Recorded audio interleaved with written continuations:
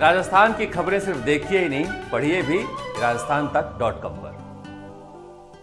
ये जो फोटो लगी हुई है सामने दाढ़ी वाले की, जब यहाँ आए तो उससे पूछना कि तुम इतना काम कर रहे थे कि काम करते करते सो गए थे।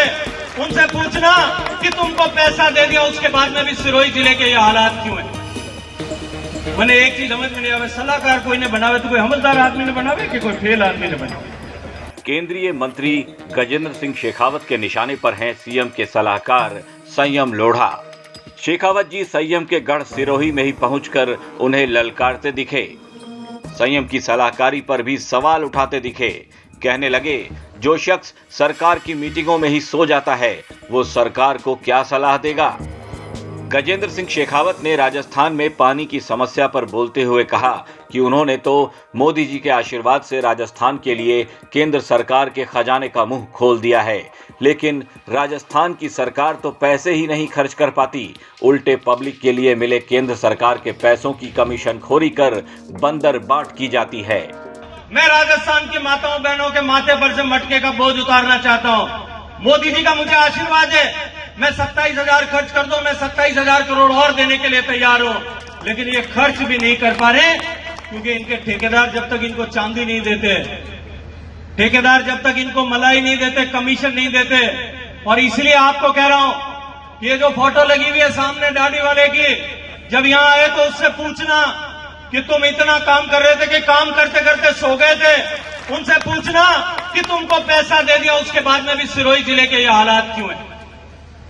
मैंने एक चीज समझ में नहीं आवे, सलाहकार कोई ने बनावे तो कोई हमलदार आदमी ने बनावे कि कोई फेल आदमी ने बनावे।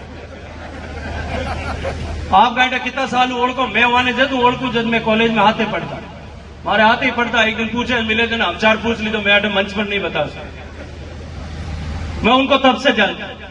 केंद्रीय जल शक्ति मंत्री गजेंद्र सिंह शेखावत ने राजस्थान में बिगड़ती कानून व्यवस्था और करप्शन के मुद्दे पर भी राजस्थान की गहलोत सरकार के साथ ही राहुल गांधी को भी लपेट लिया। शेखावत जी ने पूछ लिया कि आखिर पेपर लीक के आरोपी राहुल गांधी की यात्रा में क्या कर रहे थे।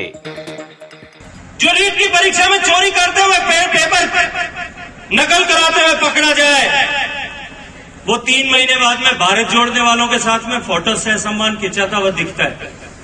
राजस्थान के युवा पूछना चाहते हैं कि उसको संरक्षण कौन दे रहा था, और इसको लेकर के राजस्थान के युवाओं में जो आक्रोश है मित्रों, जिस तरह की अग्नि उनके ध्वजा है हृदय में धड़क रही है।